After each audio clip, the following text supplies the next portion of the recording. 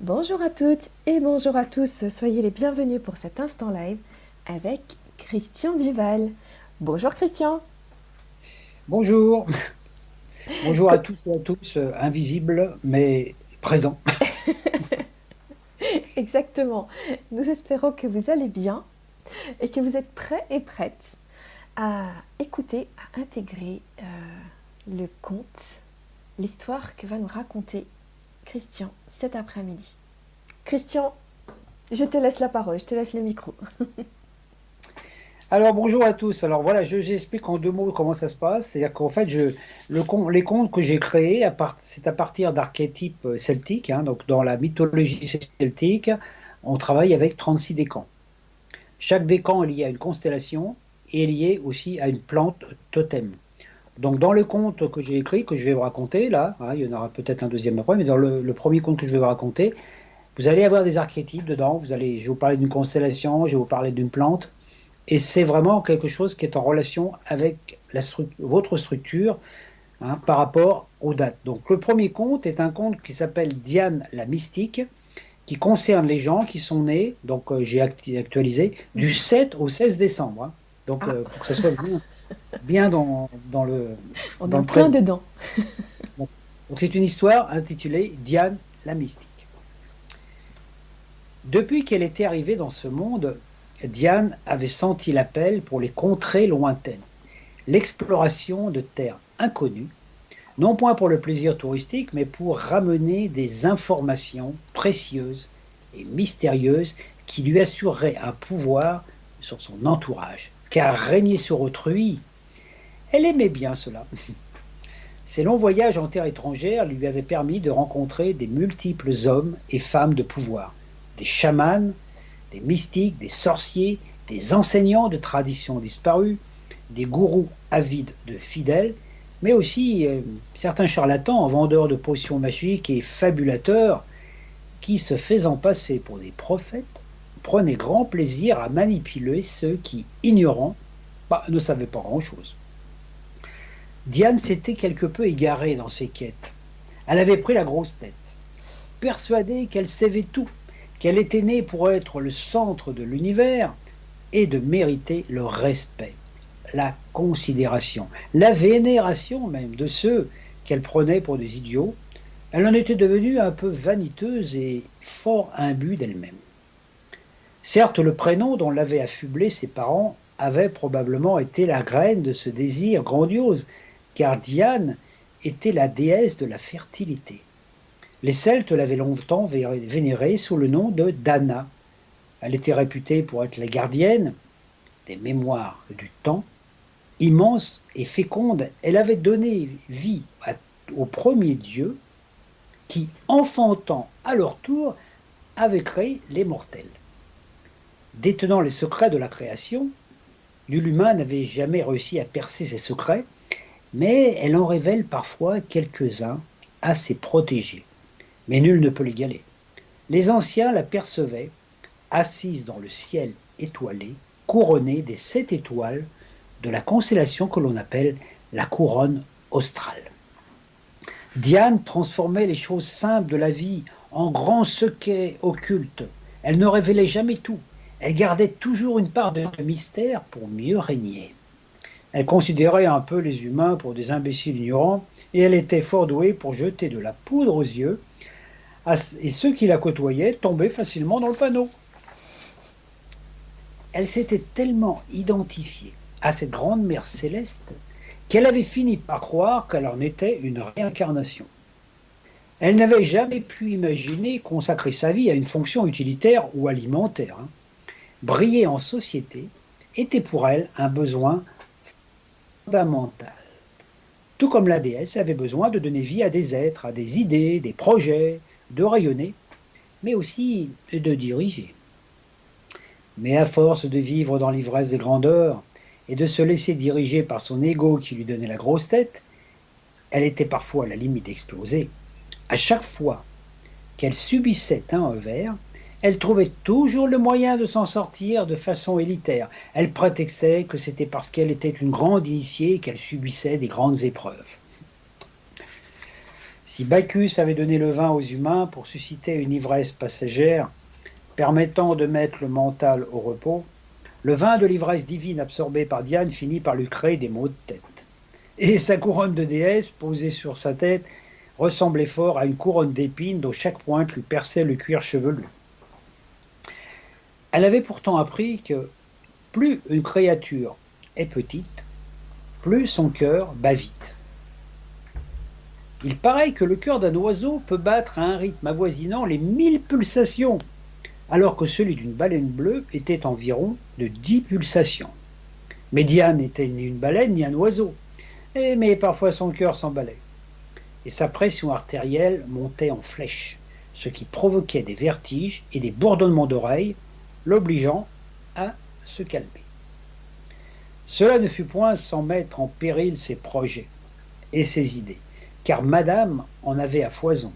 Aussi, elle se décidait à aller voir un médecin spécialiste en plantes, car elle ne faisait pas confiance à ces laboratoires pharmaceutiques dont la plupart des dirigeants étaient des ignorants des principes mêmes de la vie. Diane, par ses pratiques chamaniques, avait un contact profond avec la nature. Elle savait que chaque plante était constituée de multiples composantes qui agissaient en synergie pour apporter des remèdes efficaces. Alors que ces laboratoires, à petite ouverture dans mentale, comme elle se plaisait à les nommer, séparaient les composantes des plantes pour n'en utiliser que certains principes actifs, tout en reléguant les autres au panier, et sans synergie, un remède ne peut pas être efficace.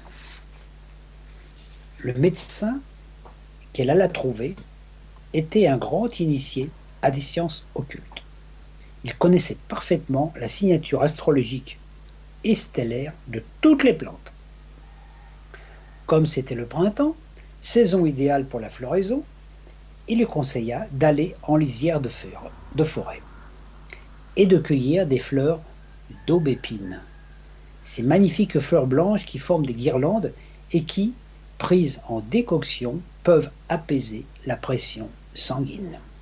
Oh, certes, il aurait pu lui conseiller de prendre le remède homéopathique ou phytothérapique, mais il avait perçu l'ego assez percutant de Diane et il savait que la cueillette allait pour elle être initiatique.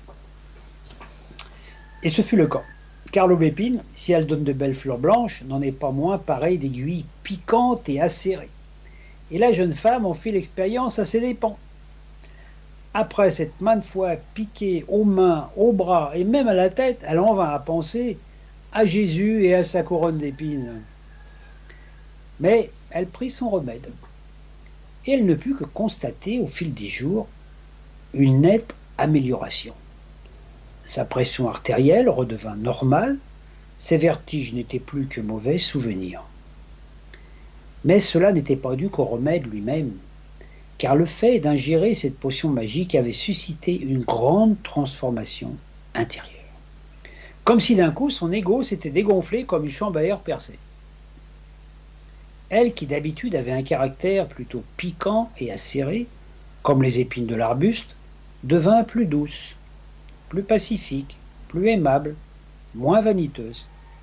Elle devint plus simple, naturelle, et elle se plaisait alors à partager ce qu'elle savait avec douceur pour aider les autres à réaliser leurs projets. Entrant en résonance avec des vérités essentielles, elle devint d'une simplicité étonnante et exemplaire.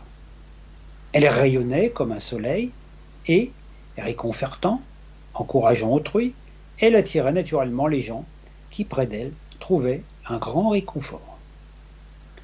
Son ego qui l'avait maintenu pendant si longtemps dans des scénarios de peur intérieure, qui l'avait amené à ne pas vouloir révéler certains secrets, et l'avait transformée en une sorte de femme à une réputation proche de celle des sorcières, avait lâché prise.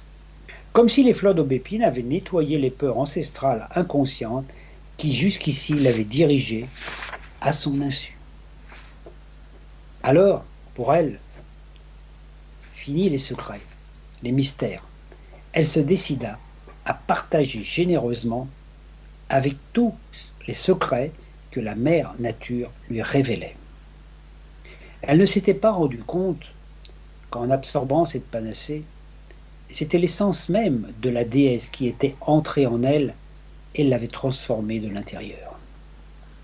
Et c'est sans doute la raison pour laquelle, le soir, elle prend grand plaisir à s'asseoir à la lisière du bois, à contempler les étoiles, surtout la couronne australe qui est visible entre le Sagittaire et le Scorpion, et qui, malgré son éloignement de 14 000 années-lumière, lui apporte un rayonnement salvateur et bienfaisant. Alors, si vous êtes né sous les mêmes flux étoilés, faites confiance à l'aubépine. Elle vous apportera beaucoup de bienfaits. Il paraît même qu'avec les fruits, on fait des bonnes confitures. Et si un soir de décembre, vous vous trouvez dans la région de Glastonbury, en Angleterre, sans doute pourrez-vous contempler un arbuste d'aubépine miraculeux, issu du bâton planté là par Joseph d'Arimathie, il y a bien longtemps. Il paraît que le soir de Noël, cet arbuste fleurissait et qu'on en offrait un rameau fleuri au roi qui régnait. Mon histoire est terminée. C'était très gentil. Alors voilà, c'est des histoires qui peuvent être lues aussi aux enfants, hein, Ben oui. parce que ça concerne donc tous les gens qui sont nés pendant cette période sont justement sensibles à ça. Et donc justement, par exemple aussi les problèmes artériels, les problèmes de pression artérielle et tout. Et l'aubépine est un remède très efficace qui est dans la mythologie chrétienne. L'aubépine c'est lié à Marie. Mhm. Donc c'est la fleur blanche, l'Immaculée, qui nous apporte le bien-être. Tu peux me rappeler la période? Donc c'est du 7 au, Alors c'est les personnes qui sont nées du 7 au 16 décembre. du 7 au 16 décembre. Ok. Diane, c'est magnifique. Voilà, là on est le combien aujourd'hui? On est le 7. Ah bah oui, bah c'est pour ça que j'avais choisi, ouais, que j'ai choisi là-dessus. Donc voilà, les gens qui sont nés là, bah voilà, bon anniversaire. Bon anniversaire à vous tous. Alors voilà pour Exactement. le premier conte. Donc comme il nous laisse du temps, j'avais prévu d'en faire un deuxième. Alors le deuxième conte bah, va concerner les gens bah, qui sont nés du... Ah j'ai loupé une période là par contre, du 16. Oui, c'est les gens qui... Attends, je peux vérifier. Ok. Parce que ça va frustrer les gens qui sont entre les deux, qui ne l'ont pas. On y reviendra. En revanche, moi je me dis, il va falloir que j'attende quelques semaines. Ah oui, ben, c'est sûr. Non, alors c'est les gens qui... c'est les gens qui sont nés... Ouais, qui sont nés du 17 au 26 décembre. D'accord. Donc la décade suivante. Super. Donc c'est un conte qui va concerner aussi tiens, notre président de la République, puisqu'il est né le 21 décembre. Je ne sais pas s'il écoutera. Bah, peut-être qu'il écoutera, hein, sait-on jamais. Voilà, on ne sait pas, hein, peut-être. Hein. Voilà. Alors ce conte que j'ai écrit, c'est pour ça que j'ai préféré les réécrire, parce que je les avais écrits, mais je les réécris dans l'ambiance actuelle, parce que comme c'est juste les énergies qui correspondent à ce moment sur la Terre, voilà. Hein. Donc tous les gens qui sont nés dans cette époque, voilà. Donc Robin le Charmeur, ça s'appelle. Eh ouais. Hein, je vais faire allusion à personne. Son plus jeune âge, Allons à sa rencontre. Robin sut utiliser ses capacités de charmeur et n'hésitait pas à enchanter ou à ensorceler son entourage par de belles promesses et paroles pour obtenir le réconfort dont il avait besoin. Car malgré son éloquence et son apparence extérieure qui charmait tout ce qui l'approchait, il était pétri de peur intérieure. Peur d'être freiné dans ses élans, ses mouvements, ses pensées, ses idées, ses rêveries. Né dans une famille d'aristocrates bourgeois, il avait été formaté par son entourage familial, éducatif, et il avait intégré une multitude de peurs et d'angoisses liées à d'anciens programmes socio-culturels et génétiques, lui donnant un besoin intense de sécurité et de stabilité intérieure. et de stabilité extérieure. Il avait fréquenté les hautes écoles politico-sociales et avait ressenti la lourdeur terrestre, la lourdeur écrasante des lois et obligations dont il se sentait dépendant. Il avait un besoin intense de s'échapper de cet environnement et se sentait mal à l'aise dans le train-train quotidien. Sa curiosité était pour lui comme un moteur. Dès qu'il fut en âge de le faire, il se mit à voyager, aussi bien sur la Terre que dans le monde, de ses fantasmes intérieurs. Son point faible était d'agir sans réfléchir. Dès qu'une idée lui trottait en tête, il se mettait en œuvre pour la réaliser, sans pour cela tenir compte qu'il n'était pas seul sur la terre et que tout ne lui était pas dû, que tout ne lui appartenait pas. Connaissant les lois, vu son éducation scolaire, il ne le respectait que si celle-ci convenait à ses désirs. Il agissait plus selon sa propre loi que selon celle édictée par les légistes. Cela lui avait valu quelques déboires, car n'ayant pas notion de ce que voulait dire le mot limite et propriété personnelle, il agissait comme si le monde lui appartenait et n'avait aucun respect pour les possessions des autres. Son besoin d'être aimé et reconnu pour son charisme lui avait fait commettre quelques abus notables. Il n'hésitait pas à s'accaparer ce qui se trouvait à sa porte, sans même se demander si cela pouvait appartenir à quelqu'un. Et il le donnait généreusement à autrui. Pendant son adolescence, il n'hésita pas à aller ramasser des fruits dans les vergers clôturés pour les offrir à ses copains, et il continua ainsi pendant une bonne partie de sa vie, prenant tout ce qu'il considérait comme lui appartenant afin de le donner à d'autres pour en récolter la reconnaissance. Il avait l'âme d'un Robin des Bois, mais contrairement à ce dernier, ne prenait pas qu'aux riches pour donner aux pauvres, il prenait sans rien demander, sans rien proposer en échange. Pendant qu'il agissait ainsi, il oubliait momentanément ses peurs. Il se sentait mal à l'aise dans le monde, et tant qu'il n'aurait pas solidifié ses racines, il continuerait à gaspiller ses énergies tout en absorbant celles des autres. Grâce à ses talents d'enchanteur et son éloquence, il trouva rapidement une place dans le monde des affaires, et son talent d'orateur faisait merveille. Son mépris des biens des autres lui apportait une grande assurance face à la concurrence, et grâce à ses subtiles manœuvres, il avait au fait de réduire le concurrent à sa plus simple expression. Son attrait pour les grands voyages l'avait incité à acheter un petit yacht, à un prix dérisoire. Un beau matin, il s'embarqua seul pour une croisière, car il avait repéré une île qu'il avait envie d'explorer tout seul, en espérant y trouver quelques richesses. À peine arrivé sur l'île qu'il désirait explorer, il commença son périple. Une grande forêt recouvrait la majorité de la terre, constituée d'arbres magnifiques, dont la plupart étaient des charmes, ce qui n'était pas pour déplaire à Robin, le charmeur, comme on le surnommait. Pendant des jours, il l'explora. Il finit par découvrir une grotte où étaient entrepesées des pierres précieuses, non taillées, brutes, mais magnifiques. Sans plus réfléchir, il entreprit d'en charger son bateau, sans chercher à savoir à qui elles appartenaient, afin de pouvoir les ramener vers le continent et en profiter. Mais il n'était pas seul sur l'île. Elle était habitée par une famille. Il passe en journée à extraire ces fameuses pierres précieuses de ces grottes souterraines. L'un d'eux aperçut Robin, qui était en train de voler leurs biens. Il prévint ses comparses et ils mirent au point un plan. Pendant la nuit, alors que Robin ayant longuement contemplé la constellation de la Lyre et l'étoile Véga qui y brillait, ils récupérèrent les pierres qu'il avait volées et chargèrent tous les fruits de leur récolte sur leur propre bateau.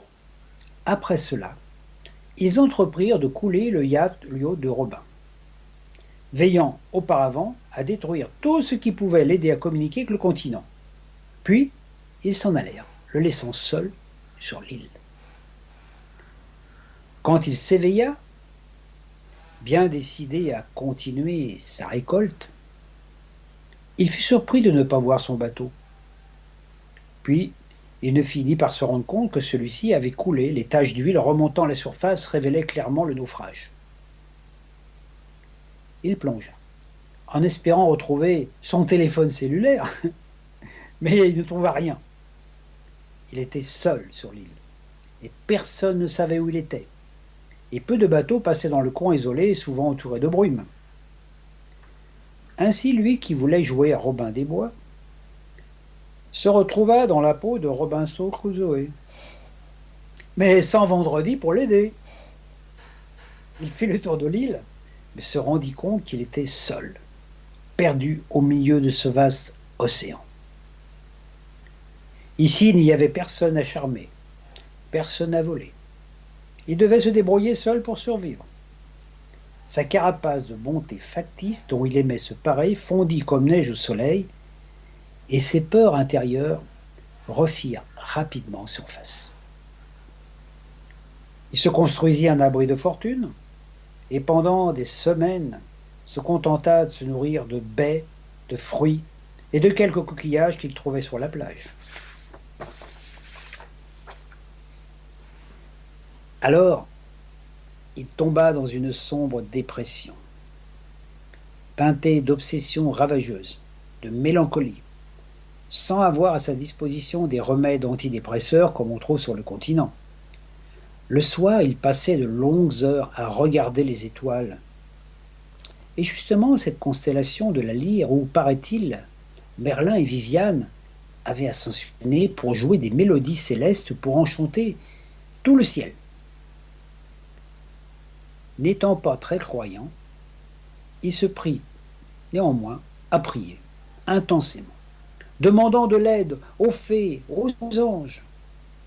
Et peu à peu, il s'aperçut que ces êtres-là n'étaient peut-être pas que des personnages de légende, car il lui semblait qu'à chaque fois qu'il priait, la nature lui envoyait des signes. Parfois c'était le chant d'un oiseau, parfois un fruit qui tombait.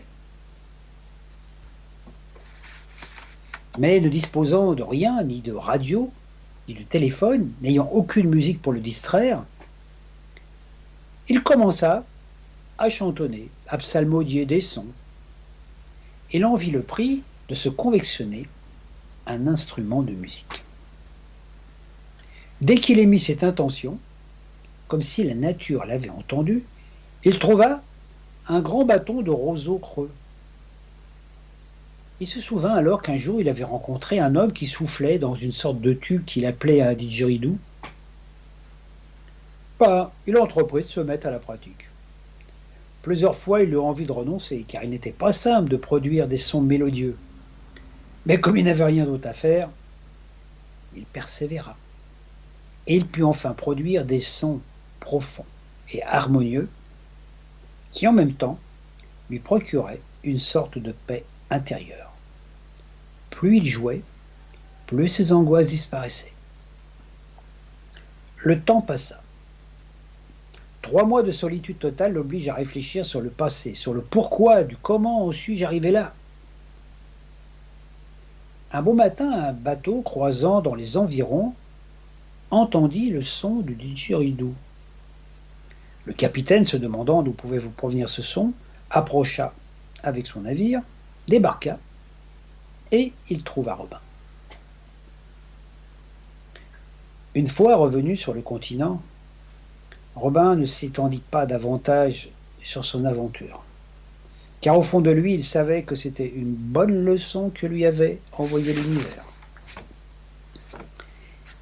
Il garda bien précieusement son bâton de bambou, qui était pour lui comme un talisman magique. Il révisa complètement son attitude. Il ne reprit jamais son emploi dans le monde des affaires. Son expérience l'avait aidé à retrouver ses véritables racines de sécurité intérieure, car c'est là que chacun peut trouver sa force de vivre. Ses peurs avaient disparu en même temps que ses désirs de réussir dans le monde. de se plier à des modèles sociaux, éducatifs, comportementaux qui transformaient la plupart des humains en robots remplis de peur, d'angoisse et de questions. Il acheta une demeure dans un magnifique coin de France, où le charme, son arbre préféré, démontrait sa puissance et aussi sa lourdeur. Tout comme lui, il avait besoin de beaucoup de lumière pour grandir.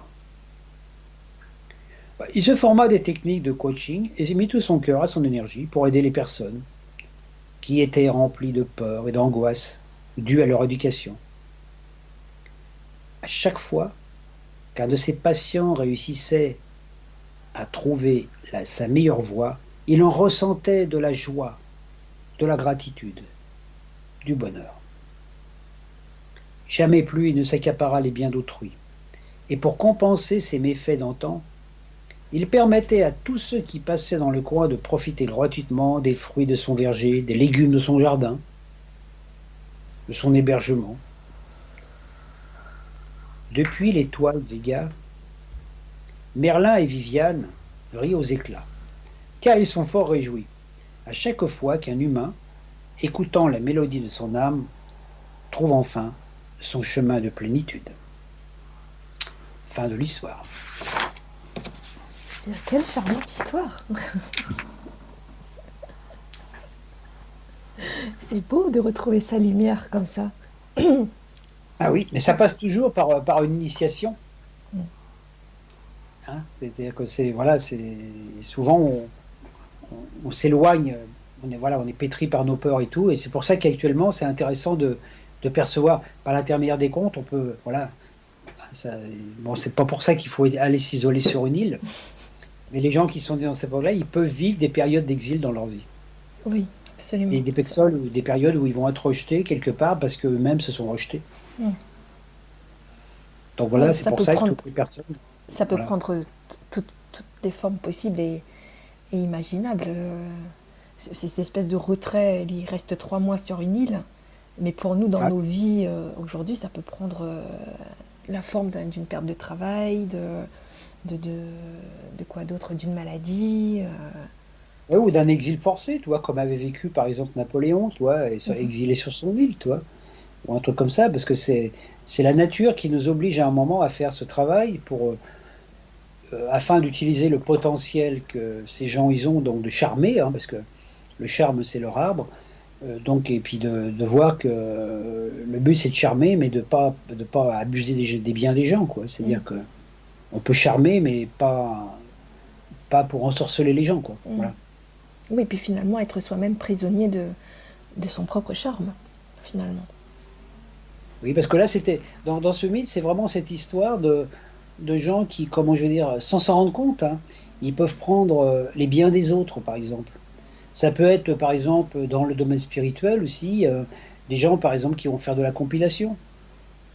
Ils vont prendre des informations dans différents trucs, compilations, livres et tout, et puis ils vont écrire un livre qui va être encore des trucs qu'ils ont piqués à droite à gauche, ou des informations qu'ils ont piquées à droite à gauche. Ils vont monter leur entreprise à partir de ça, mais ça va être que du factice. Hein, et c'est valable dans tous les domaines, donc dans le domaine spirituel, mais dans le domaine matériel.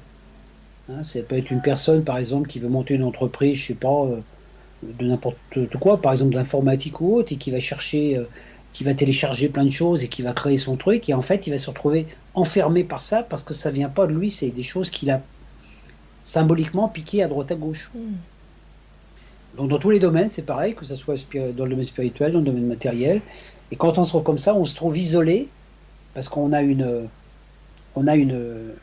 connaissance, on veut utiliser ce savoir, ce pouvoir pour se faire valoir, mais en fait c'est quelque chose qui a été un petit peu pris à droite à gauche chez les autres, mais qui ne vient pas de soi. Donc c'est pour ça qu'il vit cette expérience dans cette île où là, il pique des pierres précieuses qui ne sont pas à lui. Hein.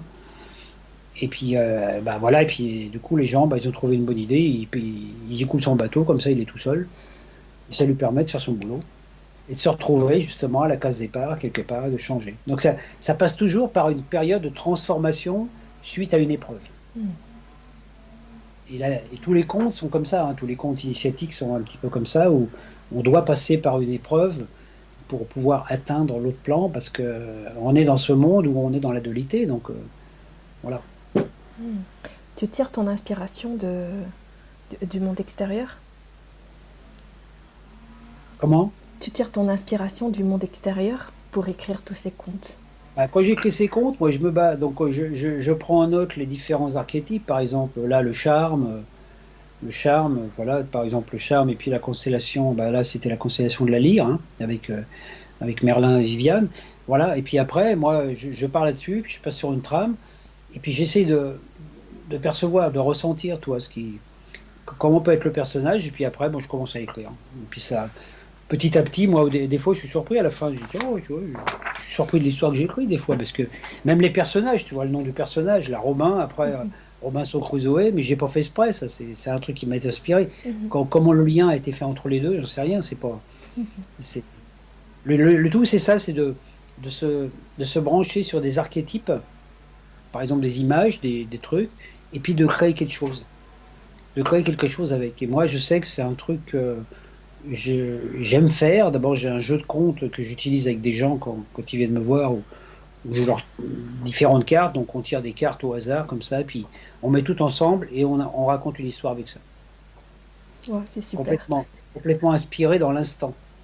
Et moi, en fait, je sais que c'est ce qui me plaît le plus, en fait, hein. C'est ça qui est intéressant parce que, on, on- comment je veux dire, c'est pas tout écrit d'avance, ça s'écrit au fur et à mesure. Mhm. Mhm. Est-ce Et je que... trouve ça, voilà, c'est. Donc j'ai choisi de les adapter à notre époque aussi pour que les personnes qui écoutent les contes se sentent plus concernées. Parce que bon, si l'histoire se situe dans une autre époque très ancienne, hein, les gens ont du mal à, À on rentre dans le truc, s'identifier? ah, voilà, Ok, on s'identifie moins, ok. Et hein, du si je coup, raconte, voilà. est-ce que tu as déjà remarqué des transformations tangibles chez les gens après qu'ils aient écouté tes histoires et tes Bah, contes? si les gens écoutent bien et qu'ils ressentent, qu'ils écoutent pas qu'avec leur tête, mais avec leur cœur, et qu'ils se disent tiens, il y a un message pour moi là-dedans, automatiquement, voilà, ça va se faire. Moi, dans tous les contes que j'ai écrits, bon, j'en ai écrit d'autres, hein, sur d'autres structures, dans tous les contes, il y a j'écris des contes pas pour raconter des histoires. J'écris des contes dedans, j'essaye de mettre des clés. Mhm. Comme dans le conte qu'on a raconté la dernière fois, il y avait des clés dedans, avec ce Oui. personnage là qui devait découvrir des choses en lui, etc. Et après, c'est chacun qui va les décrypter, ces clés. Mhm. Après, si j'explique les clés, ça perd toute sa valeur. On rentre dans la théorie, que chacun va les décrypter directement, différemment. Donc c'est toujours, et c'est en fait les contes, même les contes anciens, dans les légendes par exemple aussi, hein, parce qu'il y a les contes mythologiques, il y a les légendes, il y a les contes, et dans tous les contes, il y a toujours quelque part, il y a des clés, hein. Par exemple, dans les contes grecs avec l'histoire d'Hercule, hein, les 12 travaux d'Hercule correspondent aux 12 signes zodiacaux. Donc ça, je l'ai déjà explicité comment je vais dire, dans mes vidéos, quand je parle des signes du zodiaque, Mhm. hein.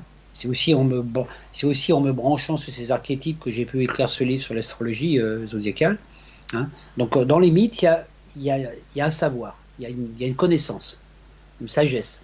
Tout, c'est d'arriver à la retrouver, puis à pouvoir l'actualiser à notre époque actuelle. Parce qu'à même à notre époque, on n'est plus comme Hercule qui se balade avec sa massue dans la rue, voilà, etc. On est au XXe siècle, voilà, on ne voyage plus en chevaux, avec des chevaux, on est avec des voitures. Donc, le tout, c'est de pouvoir adapter les sagesses anciennes à une vibration actuelle, pour que ça soit accessible au plan de conscience des humains actuellement. Et, et c'est bon, c'est du travail, hein. Moi, je fais ça depuis tout le temps. C'est ce qui me plaît quelque part, parce que donc c'est pour ça que je vais puiser des fois dans des histoires anciennes, mythologiques et tout. Dire, tiens, comment on peut adapter cette histoire à notre époque? Mhm. À notre époque, par exemple, il n'y a plus de rois, enfin, il y en a très peu, il y en a encore, mais il y a surtout des présidents. Donc, au lieu que ça soit un président, un roi, ça va être un président, par exemple. Bon, et puis, la société a quand même évolué. On n'est plus comme au Moyen Âge où, quoi que, un peu, il y a quand même un peu quand même, mais bon. Donc, arriver à adapter, voilà, comment je vais dire, les informations Mhm. à la vie actuelle.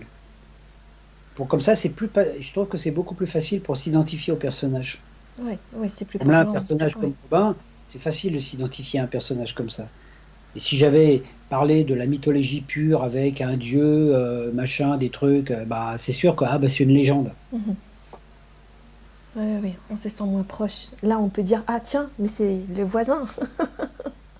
Ouais, ça nous parle beaucoup mieux parce que c'est vrai que, bon, dedans, là, dans l'histoire, là, par exemple, je disais que, bon, notre président de la République, il est lié à ce mythe, hein. Bon, c'est vrai que dedans, on retrouve des parties de lui, hein. Je dis Mm. pas qu'il est exactement comme ça, mais il y a des parties de lui. Alors, je sais pas s'il sera exilé sur une île. Si c'est prophétique, peut-être qu'il va vivre son truc, peut-être qu'il le vit déjà. Ouais, mais c'est un peu ça, toi. À un moment, tu as toujours une remise en question. Oui. Il y a toujours une remise en question qui vient, parce que comme la justice est inscrite en nous, hein, la justice, c'est les lois de la nature, ce qu'on fait à la nature nous le renvoie. Mhm. Tout le temps. En fait, c'est ça la loi du karma. Parce que la justice, dans dans la symbolique ésotérique, la justice, elle a un autre mot. Elle veut dire autre chose, la justice. C'est le 8, hein. La justice, en fait, c'est l'harmonie. C'est-à-dire, toute loi à laquelle tu donnes foi va créer ta réalité. Donc, dans la vie, par exemple, bah, si tu crois que faire ça, c'est pas bien, et ben pour toi, l'univers te dira, ok, faire ça, c'est pas bien pour toi. Donc, tu vas vivre des expériences difficiles qui te montrent que tu as raison. Et c'est pour ça que personne ne peut échapper à la justice. Mhm. Personne. Même actuellement, toutes ces forces qui ne sont pas toujours très claires, tous les gens qui envoient, bon, qui ont une certaine tendance à vouloir manipuler, on peut dire un peu la conscience collective, ils sont en train de s'auto-manipuler eux-mêmes. Et ils vont récolter le fruit, hein, c'est ça le karma. Tu récoltes toujours le fruit de ce que tu sèmes, un jour ou l'autre. Et comme on est dans des périodes clés de fin de cycle, ce qu'on sème dans cette vie, c'est dans cette vie qu'on va le récolter. Mhm. Et puis on nous dit, c'est ça la fin du karma, parce qu'à un moment on parlait de la fin du karma. On nous dit, bon maintenant, ça fait des années, des milliers d'années que vous êtes là, bon, c'est fini de remettre, dire, oh ben ce problème-là, je le réglerai dans ma vie suivante, hein. Ah, ce truc-là, je le réglerai plus tard, oui, comme vous faites des fois, quand on a un problème à régler, on dit, oh ben ça, je m'en occuperai plus tard. Ben là, maintenant on dit non, t'as un truc que t'as semé, là, il va revenir bien. Donc c'est pour ça qu'actuellement, il faut regarder ce que chacun sème en lui, dans sa terre, parce que le corps c'est la terre, ce qu'on sème comme information en soi, et de voir à l'extérieur, bah, de voir les résultats à l'extérieur. Donc c'est ce qu'on sème, on le récolte. Hein, on dit qui sème le vent récolte la tempête, hein, c'est ça, hein. Je dis quand on sème des carottes, et ben dans le jardin, il ne pousse pas des radis, hein. Mhm. Donc quand on sème des mauvaises pensées euh, dans l'univers, même qu'on envoie des mauvaises pensées, on peut dire sur la planète ou dans le monde, automatiquement ça revient. On est pollué par ses propres émanations. C'est exactement le même travail que vivaient les initiés dans le temps, où quand on les mettait pendant 3 jours dans un sarcophage, fermé, scellé, et ils respiraient leurs propres émanations. T'imagines, dans un sarcophage, tu émets du gaz carbonique, hein. Donc, au bout d'un moment, tu manques d'air. Ben, les gens, des fois, il y en a qui mourraient des fois, hein. Donc les initiés, ils avaient un travail, ils avaient appris au préalable un travail intérieur pour pouvoir absorber leur gaz carbonique et le transformer en oxygène. Mhm. Donc actuellement, on est là, nous, chacun est un petit peu dans son sac, hein. C'est comme si on avait la tête dans un sac, et puis bah, si on a mauvaise haleine, bah, on le sent, hein. Donc actuellement, c'est un petit peu ça qui est en train de se vivre, hein, au niveau du collectif, où chacun voit devant sa porte ce qu'il sème dans son intériorité. Donc Mhm. ça demande un grand travail intérieur pour justement ne plus nourrir de pensées négatives, de plus nourrir des pensées de l'ombre, et puis toutes ces pensées pour nourrir que du positif. Que du positif. Parce que quand on émet de la lumière, on reçoit de la lumière. Et c'est tout le travail à faire actuellement par différents moyens. C'est tout le travail que font les thérapeutes, tous les gens qui enseignent. Et alors que je dirais que la conscience collective, je dirais manipulatrice du monde, fait tout le contraire. On enferme les gens, on les empêche de penser, ils se séparent les uns des autres, voilà tout ça. Il y a des obligations, des interdictions. Donc on est en train de vivre actuellement la bataille, dans la Bible, c'est écrit la bataille de l'Armageddon. Mhm. On est en plein dedans, hein. On est en plein dedans là. On est vraiment dedans, c'est vraiment Donc en fait, on ne peut pas lutter contre les forces de l'ombre, on peut simplement les nier, c'est-à-dire ne pas leur donner d'importance. Parce qu'ils se nourrissent en fait de nos émanations. Ils suicident. Les forces de l'ombre suicident des scénarios de peur. Donc, ils envoient ça sur la planète, par l'intermédiaire des médias. Les gens, pour voir comment les gens réagissent, donc les gens qui réagissent à ces peurs vont se nourrir de ça, vont dire ah bah oui c'est vrai, tiens, etc. Donc voilà, j'ai peur de cette maladie, etc. Et automatiquement, comme ces gens émanent de la peur, des basses vibrations, les forces de l'ombre se nourrissent de ces peurs. Et ce qui devient dangereux au bout d'un moment, c'est que quand il n'y a pas de conscience, il y a une acceptation. Par exemple, j'ai eu l'occasion de voir hier des informations, je ne regarde jamais les informations, je suis tombé sur un truc, voilà, en Italie, par rapport à tout ce qui se passe en ce moment, ils ont interviewé des gens pour leur dire vous êtes obligé de porter un masque. Donc si vous n'êtes pas vacciné, vous n'avez plus le droit de sortir, par exemple. Vous êtes obligé de porter un masque, d'être vacciné, sinon, vous n'avez même plus le droit de prendre le train, ni le métro, ni rien. Voilà. Ils ont interviewé des personnes, bon, mais ils ciblent quand même, ou alors ils font des tris. Et les personnes qui parlaient acceptaient. Ils disaient oui, s'il faut vivre comme ça, avec un masque tout le temps et tout, mais au moins on peut continuer à travailler. Donc là, ça devient une acceptation. Il y a beaucoup de gens qui commencent à accepter de vivre dans ces conditions restrictives, qui font avec. Et c'est ça qui est dangereux, parce qu'après, quand on a accepté quelque chose, quand on a intégré dedans, on est enfermé dedans. Toi, c'est un petit peu... moi, je dis à un moment, c'est l'histoire que... L'information que j'avais, comme ça, en imagerie, c'était... On montrait toi, des poules, par exemple, des poules dans un comment je veux dire, on appelle ça un élevage en plein air. Moi, je me dis, mais pourquoi les poules, elles se barrent pas? Elles ont des ailes. C'est que les poules, ça s'est pas volé, mais ça a des ailes. Dans le temps, les poules, elles volaient. Oui, c'est vrai. Avant qu'elles soient domestiquées. Tu vois, on se pose jamais cette question. Tu vois des poules dans un poulailler qui ont des ailes, tu te dis, mais pourquoi elles s'envolent pas, les poules? Il suffit qu'une seule des poules commence à essayer de voler, sorte du poulailler, pour que les autres ils se disent c'est vrai, on peut sortir. Il y a eu un dessin animé comme ça il y a quelques années, Chicken Run. Ah oui. C'est ça en fait, arriver à comprendre qu'en fait nous on est des êtres, on n'est pas des humains conditionnés, on est des anges qui sont partis en mission, on a des ailes dans le dos aussi, on peut s'envoler.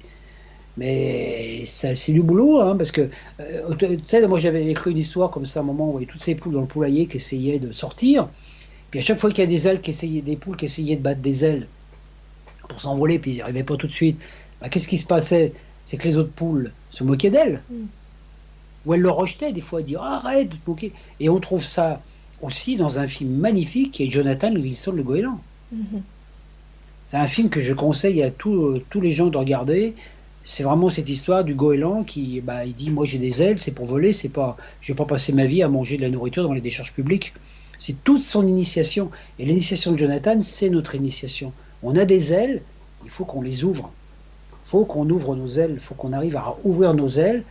Ça demande des efforts. Alors des fois, je dis, si on est une poule dans un poulailler avec les ailes, des fois on se prend le nez dans la galerie, puis on tombe la tête dans le caca. Parce que les poules, regarde les poules, ça marche dans leur fiente. Ah ben oui. Oui. Comme les humains. Et donc nous, actuellement, si on est des poulets, si on agit comme des poules ou des poulets, c'est sûr qu'on va finir à la broche. On va finir dans un McDo, dans un sandwich. J'espère que non quand même. Est-ce que tu crois que... Alors ce week-end, il y a eu c'était la nouvelle lune, il y a eu aussi une éclipse solaire. Est-ce que tu penses que ces phénomènes astronomiques influencent nos consciences? Bien sûr, puisque de toute façon, notre corps est un système solaire en hologramme, en microcosme. Donc tout ce que le système solaire vit au niveau collectif, on le vit au niveau individuel. Notre corps a été structuré avec les 12 signes zodiaques, avec les planètes et tout. Or, il y a dans le zodiaque, c'est ce que j'explique dans mon livre, il y a 28 demeures lunaires. La Lune, tous les jours, elle parcourt 13 degrés d'arc, le zodiaque. Donc la Lune active des potentialités, on peut dire. Elle ouvre des portes chaque jour, la Lune, elle ouvre une porte où il y a une énergie qui se déverse. hein. Donc automatiquement, on est, comme là, quand il y a une nouvelle lune, hein, c'est que la lune est conjointe avec le soleil dans le même signe, hein. Là, ça, c'est une nouvelle lune, elle était dans le Sagittaire, hein. Donc c'est toutes les énergies justement de la première histoire qui sont réveillées, parce que c'était juste à l'endroit de la première histoire, il y a tout ça qui est en train de se réveiller. Donc ça nous influence de l'intérieur, parce que notre corps a été créé par l'intermédiaire des influences lunaires du moment de notre naissance. Donc la lune nous influence beaucoup au niveau de notre inconscient. La lune provoque, quand la lune, sa rotation autour de la Terre, déverse les énergies des étoiles et des planètes et du Soleil, et elle provoque des événements. La lune, c'est celle qui provoque les événements de notre vie. Donc à chaque fois que la lune, elle passe dans le zodiaque sur une planète de notre naissance, par exemple, ça va déclencher un événement, hein, agréable ou pas. Donc on va avoir une prise de conscience à faire, on va rencontrer quelqu'un, on va avoir une situation, hein, quelque chose à régler. Et si on ne règle pas le truc, si on reste dans cette problématique, le mois suivant, le problème il va revenir. C'est pour ça qu'on a des problèmes cycliques qui reviennent. Tous les mois, on peut avoir le même problème tant qu'on ne l'a pas réglé. Une fois qu'on l'a réglé, il n'y a plus de problème.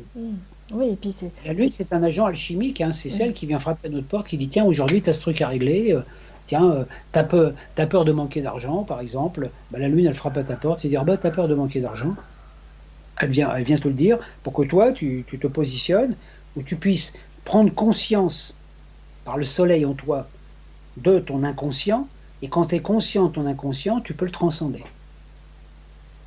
Et à partir de là, c'est le mariage entre la lune et le soleil. Donc la lune, elle est empreinte de nos mémoires karmiques, de nos mémoires. Et c'est à partir des influences de la lune de notre naissance, la lune agit avec Saturne, et c'est la lune et Saturne qui construisent notre corps physique dans le ventre de notre mère. Qui crée la structure de notre corps, donc la corporalité, etc. Donc la lune a fait un impact très important, parce que pendant 9 mois, c'est elle qui construit notre corps, hein. Et elle construit notre corps à partir de nos mémoires antérieures. Donc des choses qu'on n'a pas réglées, si on n'a pas réglé un truc, on peut avoir un défaut physique, par exemple. Ou un truc pour dire, voilà, tu vas régler ça dans cette vie, etc., etc. Donc c'est un agent alchimique extraordinaire, la Lune. Mais dans un premier temps, elle peut paraître très, très contraignante, parce que des fois on dit, pourquoi il m'arrive encore ce truc, ouais.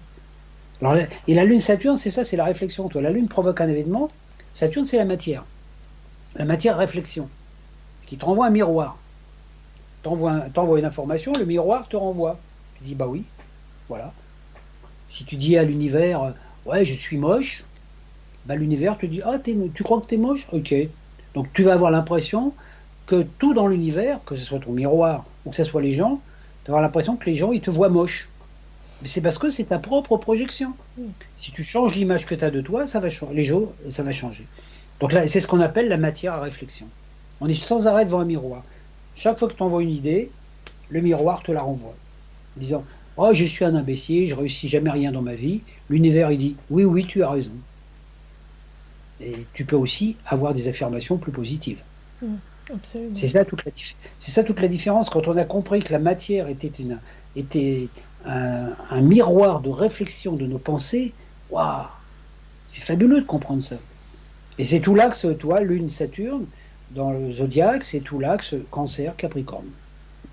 Ok. La réflexion. Ce que je pense à l'intérieur, je le vis à l'extérieur. Si j'ai du désordre à l'intérieur de moi, dans les émotions, mes pensées, mes sensations, si j'ai gros caca à l'intérieur de moi, c'est pas ordonné.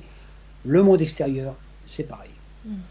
Donc actuellement, ce qu'on est en train de voir au niveau du collectif, par ce gros désordre extérieur qui est en train de se manifester, on est en train de voir les impacts de l'inconscient collectif manipulé.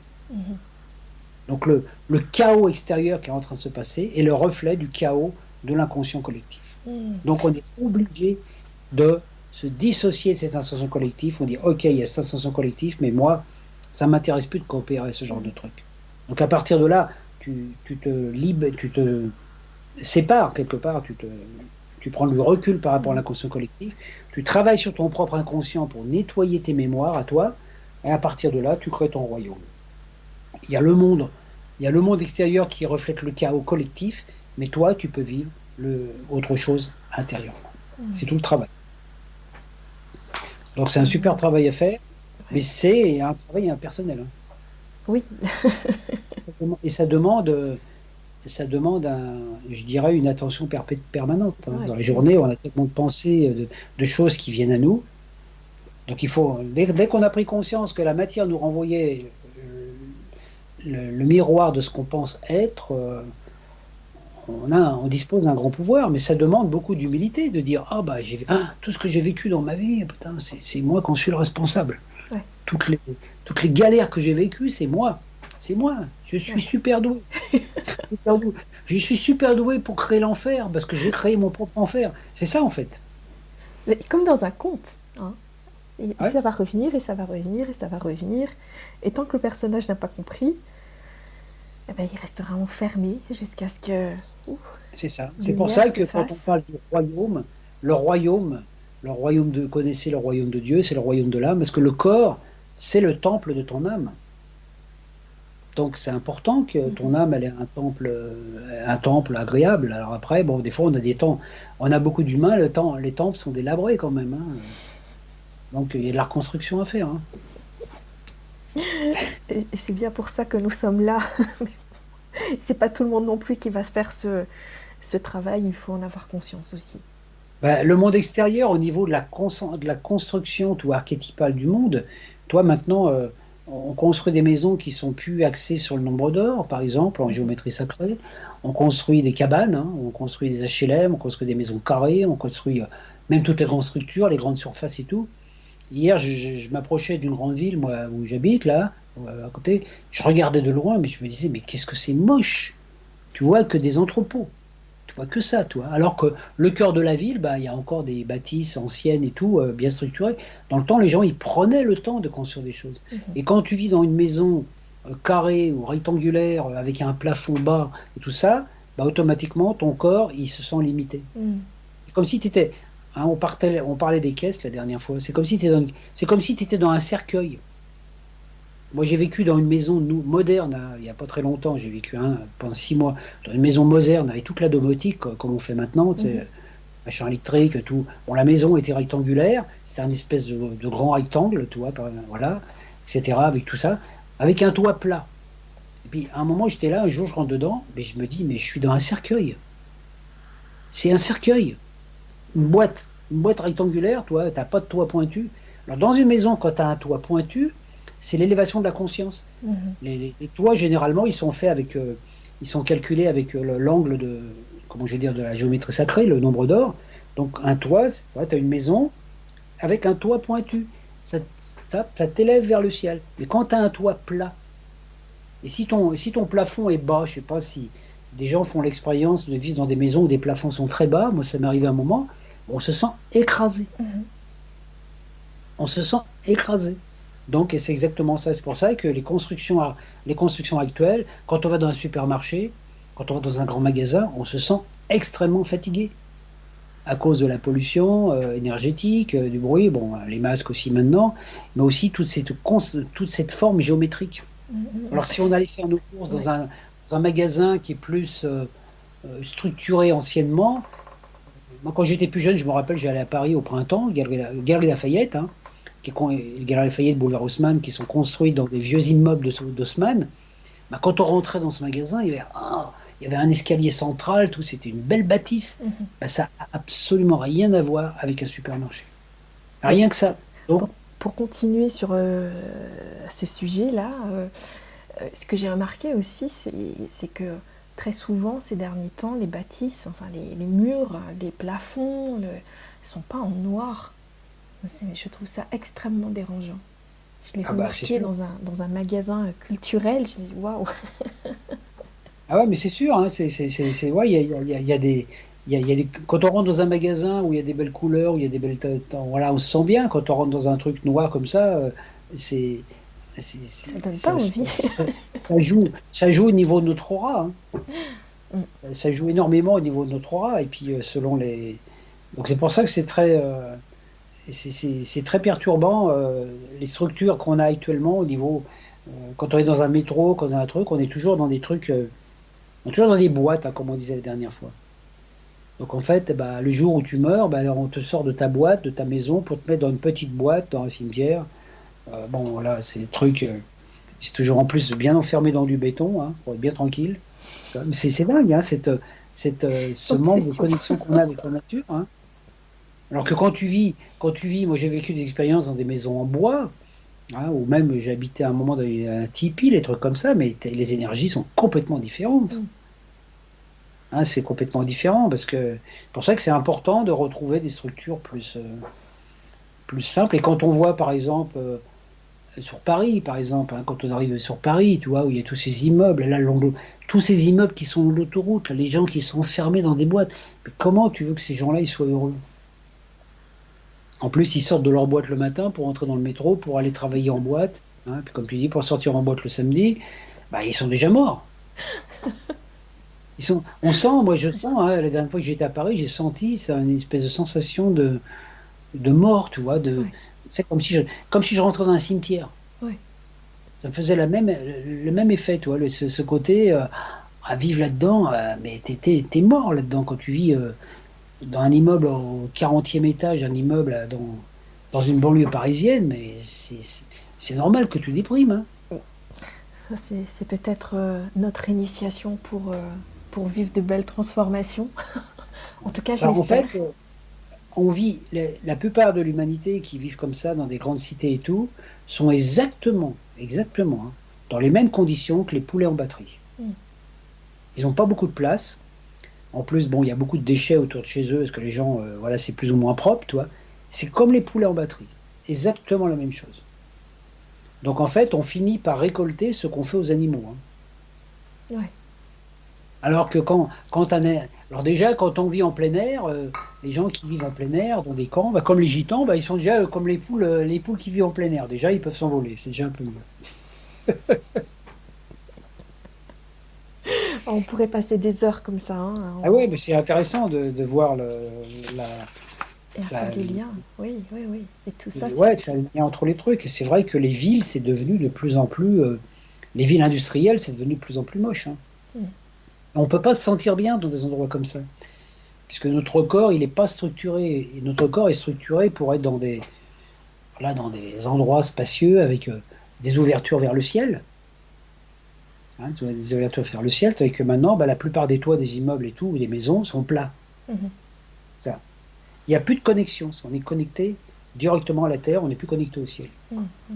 C'est pour ça qu'on trouve des fois de la joie on se sent mieux quand on va des fois dans un monument, je sais pas, une grande cathédrale ou un truc comme ça, où on se sent mieux, tu vois, même par exemple Notre-Dame de Paris, quand tu rentres à Notre-Dame de Paris, il y a quand même cette élévation.